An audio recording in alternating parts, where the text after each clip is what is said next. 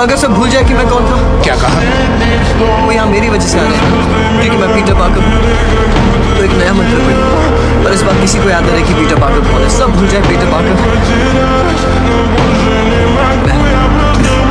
मेरे से काम हो जाएगा। हाँ, हो तो जाएगा, पर तुम्हें समझना होगा कि उसके बाद जो भी तुम्हें जानता है, चाहता है, उसे तुम याद नहीं रखोगे।